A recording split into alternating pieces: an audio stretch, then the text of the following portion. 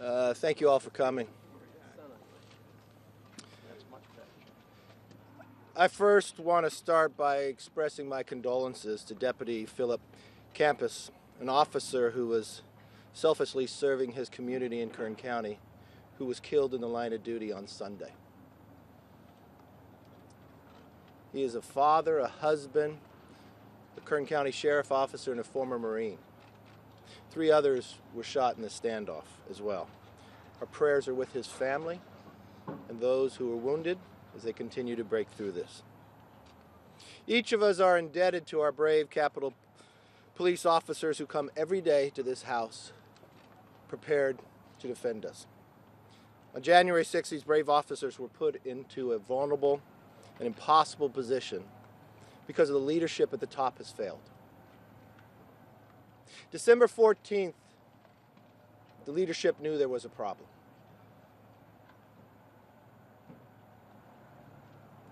Even prior to that, Inspector General report told us there was failed leadership at the top of the police for the training.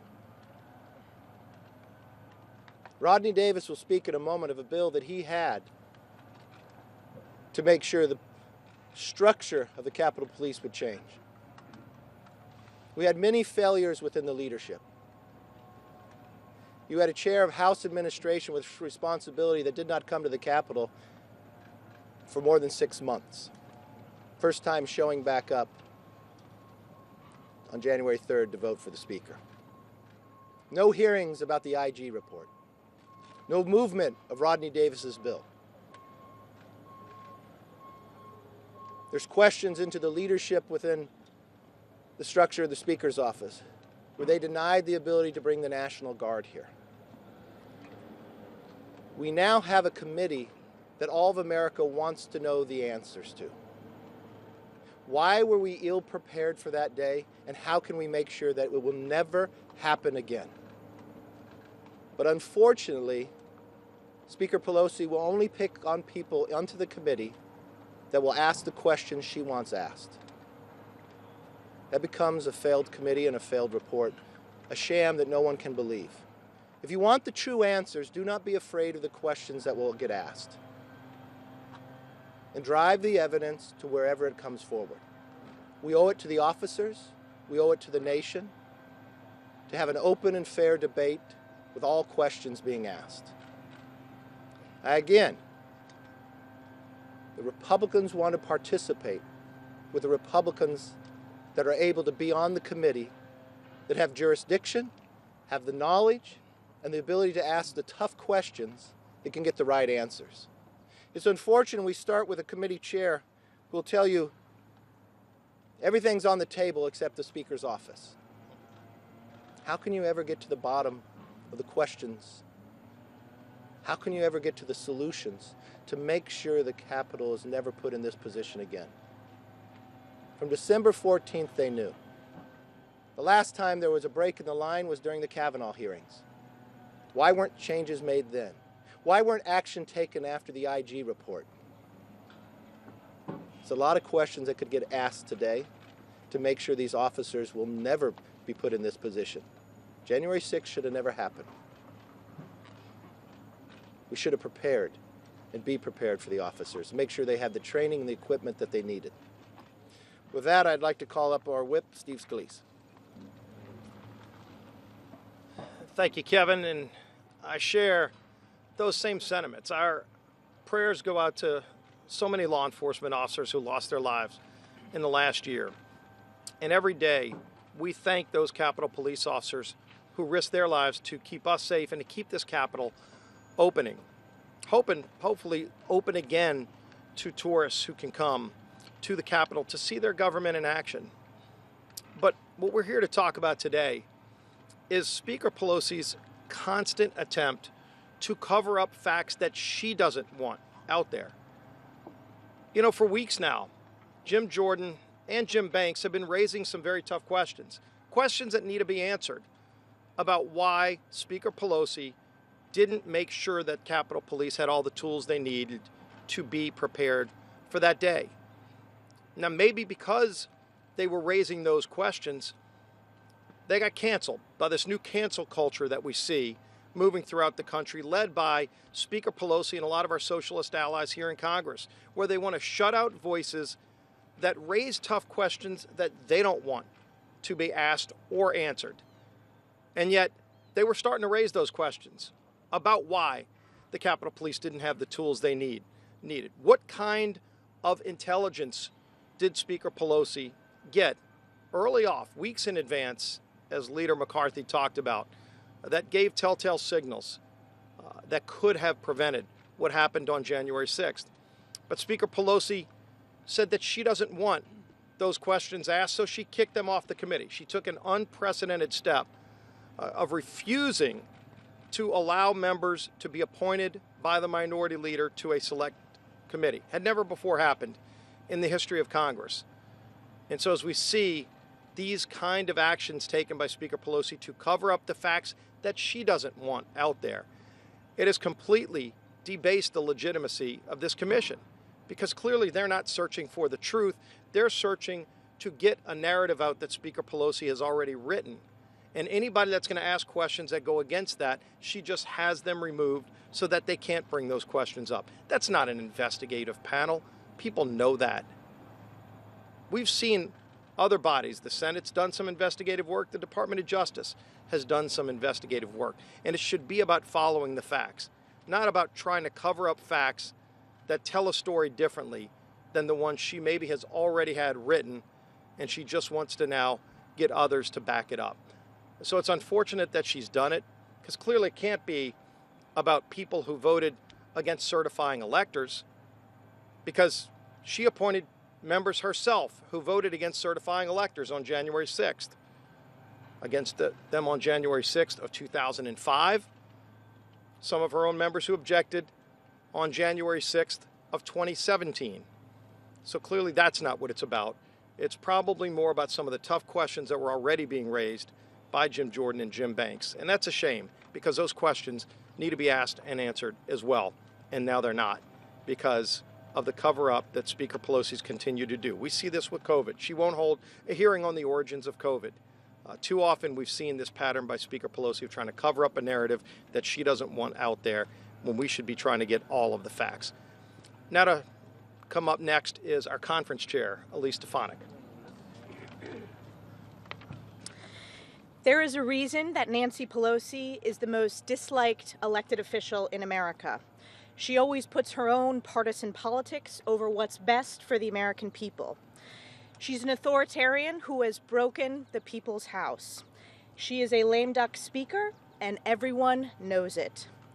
The reason why Nancy Pelosi is refusing to seat accomplished and well-respected hardworking Republicans like Jim Jordan and Jim Banks is because she doesn't want the American people to know the truth or learn the facts. She doesn't want a fair or bipartisan investigation. She wants a political one. It is a fact that in December of 2020, Nancy Pelosi was made aware of potential security threats to the Capitol, and she failed to act. It is a fact that the U.S. Capitol Police raised concerns, and rather than providing them with the support and resources they needed and they deserved, she prioritized her partisan political optics over their safety. The American people deserve to know the truth that Nancy Pelosi bears responsibility as Speaker of the House for the tragedy that occurred on January 6th. And it was only after Republicans started asking these important questions that she refused to seat them. House Republicans will continue to follow the truth and the facts and support our law enforcement officers to make sure this never happens again in the U.S. Capitol, the People's House. And I'm proud to turn it over to my colleague, very well-respected member, Jim Banks. Today we will hear tragic stories by Capitol Police officers, tragic events that should have never happened at this Capitol building on January 6th. Tragic events that happened on Speaker Nancy Pelosi's watch. It's clear at this point that Nancy Pelosi has cherry-picked the members to serve on this committee. She's pre-written a narrative.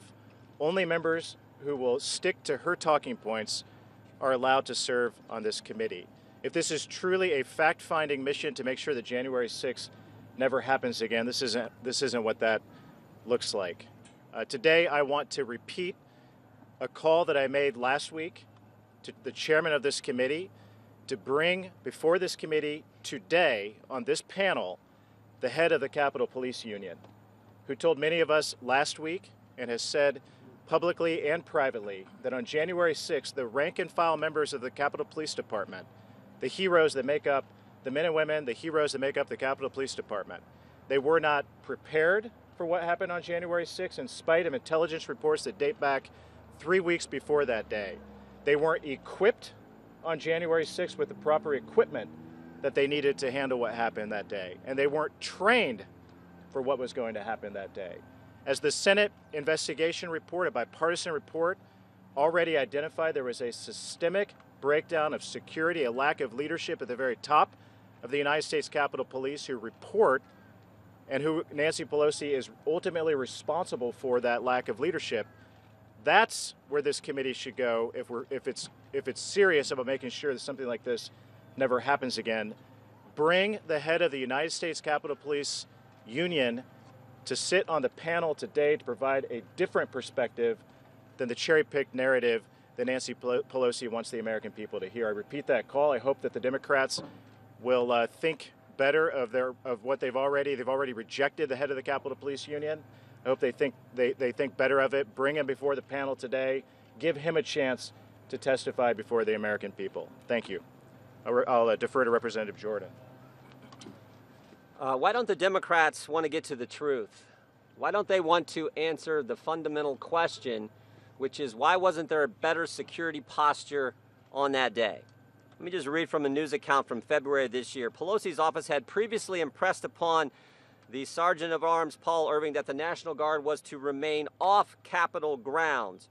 Irving told House administration the discussion centered around the, quote, optics. Why were the Democrats so concerned about the optics? Why were they so concerned about how it would look? Because what happened last summer? It's all driven by what happened last summer, where Democrats normalized anarchy, normalized political violence, raised bail money for the very rioters and looters who destroyed small businesses, attacked innocent civilians, and maybe most importantly, attacked police officers. When you spend a year talking about defunding the police and actually defund the police, it's kind of hard to have more police here on January 6th like they should have done.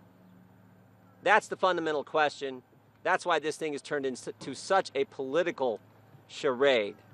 The police officers who will testify today, and frankly all Capitol Hill police officers, deserve to have more help that day. But the Democrats couldn't do it because of the political position they had taken all throughout last year. That's the fundamental question that won't be answered. That's why Republicans aren't serving on this committee. And now I want to yield to the ranking member of the House Administration, Mr. Davis. When Leader McCarthy asked me to be ranking member on the House Administration Committee in the last Congress, he told me to fix things around this Capitol, which is why, as he mentioned, we introduced the Capitol Police Advancement Act during the last Congress that would have increased transparency and accountability through semi-annual reports and addressing many of the issues that have been brought up for years in IG reports, GAO studies, and other different forms of communication with Congress. The Democrats chose not to advance our legislation to help our officers. And it's with great disappointment today that I don't get to question my friend Harry Dunn. And I don't get to talk to him about what he and heroes like David Bailey and Crystal Griner, officers that saved the lives of Steve and all of us on a baseball field a few years ago. We don't get to ask the questions that will lead to why there was not a better security posture here on the Capitol complex. Harry is a friend. Harry and I hugged each other when we saw each other in the Capitol after what happened on January 6th. Harry has been to my office to talk about these issues. He knows that all of us here want to address the institutional problems with the structure that is set up to fail. The structure here in the United States Capitol is that the chief of police cannot make a final security decision without going to political appointees that make up the Capitol Police Board, his or her bosses. they can't get the security posture where they think it is up to par before they have to go to political appointees. We tried to fix this over the last few years, and the Democrats have stopped us every single step of the way. Now, if Speaker Pelosi thought that by vetoing Ranking Member Banks and Ranking Member Jordan from this committee that she would avoid the tough questions, well, she doesn't know the rest of us that well. And frankly, some of the questions that I think need to be asked of the Speaker, and I hope all of you that are in front of us today asked these questions. On January 6th at 1:43, Speaker Pelosi was passed a note while in the Speaker's chair on the House floor, requesting permission to seek support from the National Guard from then Sergeant-at-Arms Paul Irving, who was appointed by the Speaker and then subsequently fired that day by the Speaker. This is an account that has been confirmed by the Speaker's office. Why was the Speaker's permission even needed? By this time, pipe bombs had already been found outside the RNC and the DNC, and rioters had breached the steps. If Sergeant-at-Arms Irving felt he needed the Speaker's approval then, what were the instructions and conversations he had with the Speaker's office prior to January 6th? Former Capitol Police Chief Steve Sund has testified that Irving was concerned, as many have said, about the optics. And we know that the Speaker's office was calling the shots on all of their actions on January 6th. But we don't have the details leading up to those conversations leading up to the 6th, because under the Speaker's direction, the Sergeant-at-Arms has denied our House administration official request to preserve documents and communications. I will tell you the Capitol Police followed our ask and did provide that information. What are they hiding? What is the Speaker hiding? Unfortunately, I don't believe those questions are going to be asked by this committee. And the Speaker, as we've heard throughout this press conference, is tightly controlling every single question that is coming forth. This is a committee that's supposed to get to the bottom of what happened on January 6th. And as has been noted by my colleagues, the chair of this committee has left all of the questions that I just hope you ask the Speaker off the table. Don't let that happen. Now, I'd like to turn this over now to a good friend from North Dakota, Mr. Armstrong. I think it's important to recognize what has happened with this committee, how we're moving forward, and why it's so important. Taking Jim Banks and Jim Jordan off of this committee isn't just removing two members of the Republican conference. Jim Banks represents the largest caucus in the Republican conference. Jim Jordan is the ranking member on the Judiciary Committee. They represent millions of constituents across this country who feel like their voice has now been silenced. And so when we talk about making sure we know what happens and why it will never happen again, we also have to remember for the last 6 months, people haven't been able to come here because of it. For much of that time, we had National Guard soldiers on the ground. These grounds were protected by fencing and razor wire. This is more important than what we're doing here and what we're doing. We have to make sure that never happens again. We have to protect the people who work here. We have to protect the press who covers this place. We have to protect our law enforcement. We have to protect our staff. And we have to do it in a way where the American people still have access to the people's house. And you simply cannot do that with a partisan hearing by silencing the voices of millions of American voters. And that's exactly what happened. And that's why we're so angry, frustrated, and upset right now. And with that, I'd like to turn it over to Sheriff Nels. Thank you.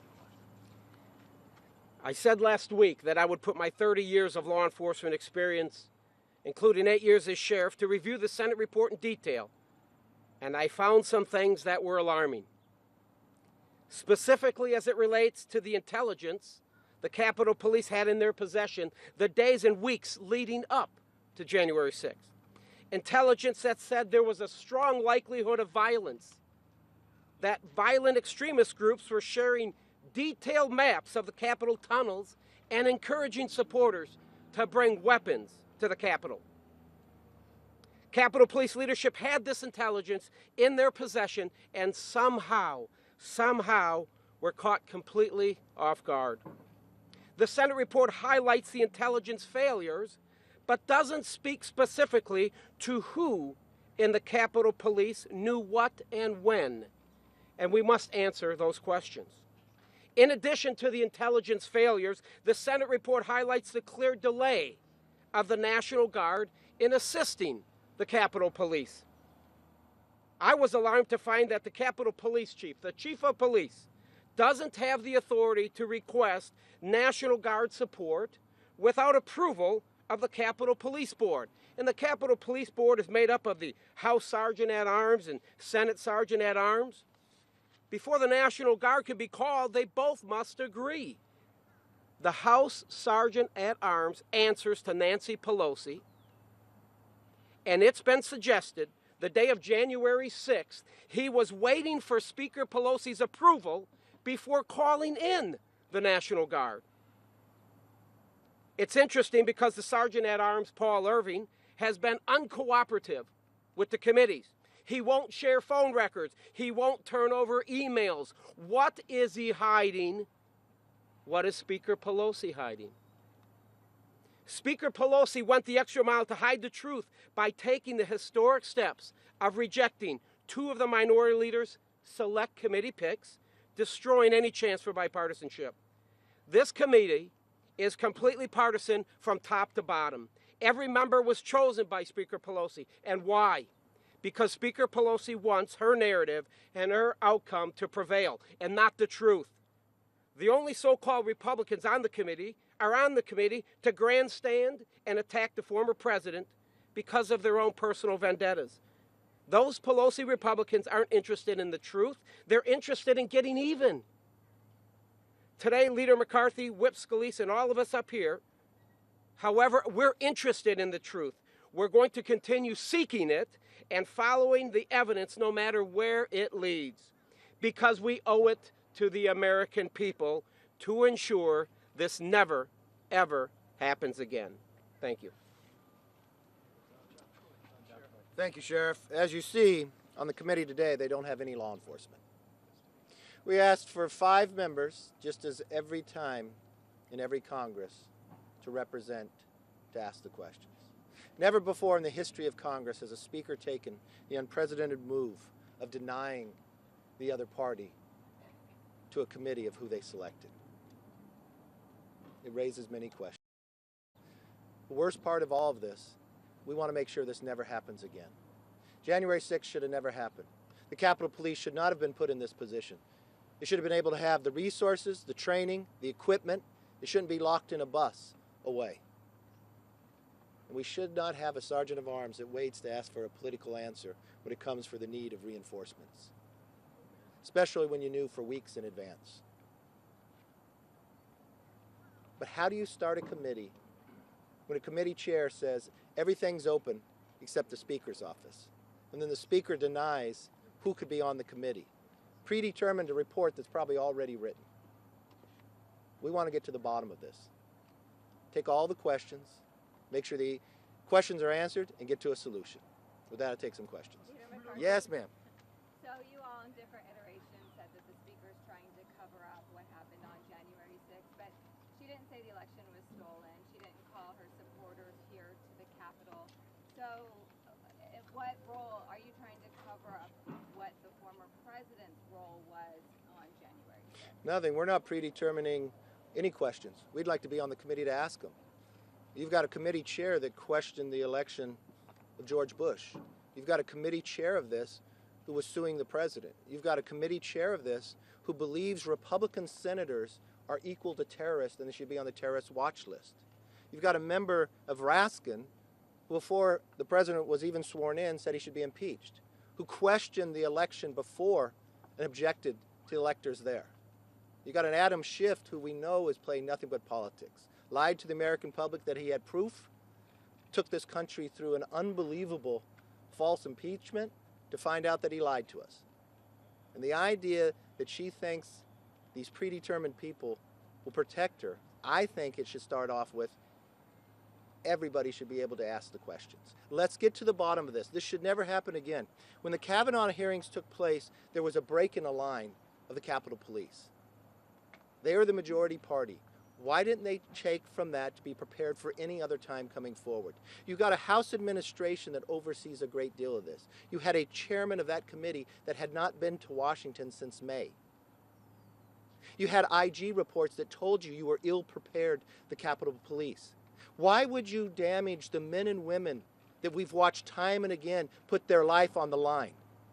To go into the line of fire, you have Steve Scalise, Rodney Davis here that was on that baseball field. Why wouldn't we make that commitment to them? You have Rodney Davis, who offered legislation as the ranking member in the minority that the majority would never bring up, even though the IG reports and others said it needed. Are those questions going to be asked? Are we going to be back at this situation again in the future? Two questions for this entire committee should be, why were we so ill prepared for that day? And how can we make sure this never happens again? And that's what should drive the committee. There may be buildup before that day that you're going to have to investigate. Speaker Pelosi worked 6 months trying to make sure that would never happen. We had an officer killed on Good Friday, just across here, based upon, if you listen to who made the killing of buying the knife and go out, it was politically motivated, but we're not going to investigate that. You have the FBI doing investigations. You want to make sure nothing in this committee gets in the way of that. You have an architect of the Capitol that has been appropriated $10 million to make sure this is better prepared. Why wouldn't we then ask the tough questions and make sure the Capitol Police have the resources, the training, and the equipment? That is what's being withheld, and that's what we complain about. Leader McConnell, yes. the majority leader at the time, A week after the insurrection, you said that Trump was partially responsible for what happened. Do you still stand by that? I think from a standpoint, I'm looking at all the investigation as we go forward. I would have liked response faster. Having known what I know today, that you just listened to Rodney Davis. Why would a sergeant of arms, when you have an insurrection going on, or protest out here, you got a line being broken, and you're the sergeant of arms, why would your first response be, I got to send a note to the speaker to see if it's okay if I can do my job to protect the men and women on the line? Why would that be your first reaction? Why? I don't think any of us knew that. Do you realize that the sergeant of arms, as being the leader of the Republicans, never talked to me prior coming up to the 16th, even though they knew on December 14th? How many meetings did they have with the Speaker's office for the preparation? He never passed me a note that day. I would tell you, bring the National Guard. There are people out there who say there were phone calls to the Speaker that offered the National Guard prior to that day and was turned down. And being turned down, and you have to ask the Speaker on the day of what was going on? Why wouldn't you do your job? Why would you feel that in your job you couldn't make the decision? You were the officer. We have a sheriff for more than 30 years. I promise you this. In his capacity when he was sheriff, he did not think he had to call an elected official for anything for law enforcement that was going on. He knew his men and women were out there, and he needed to defend them. And he wanted to make sure they were prepared. That's why we want people in questions like that asking. Yes? Leader McCarthy, a lot of people, Representative Armstrong said that by not allowing Jim Banks or Jim Jordan on the committee, they're silencing millions of Americans. But aren't by pulling all of your members from the committee, aren't you preventing those real legitimate questions from being asked? And no. If you think that the Democrats are being honest from counteracting some of those things. No. What you want is, the one thing we have in our government, you don't get 100% of what you want. You have to find compromise. This is the only situation in the history of a select committee by a speaker to try to predetermine what could be asked and what the results could take place. She has fought this for 6 months. At the same time of those 6 months, 2 committees in the Senate, bipartisan, has done an investigation. And then when we came to this solution, partisan-based, and we offered no subpoena power, 5 members, never in the history of Congress has this taken place. Why? Why would that take place? And I think from the perspective, you've got a ranking member of the Judiciary Committee that could have oversight to part of this. You've got Jim Banks running the largest caucus inside the conference, served our nation in Afghanistan in the Navy, and she questions the outcome of that. When you've got a committee chair that objected to the election of George Bush, that believes Republican senators should be on the terrorist watch list, was actually suing President Trump at the time. What we're objecting to is that we're not going to find the solutions. We want to find the solutions that this would never happen again. That's all we've asked for. Thank you very much. Have a good day. Question McConnell's role. He appointed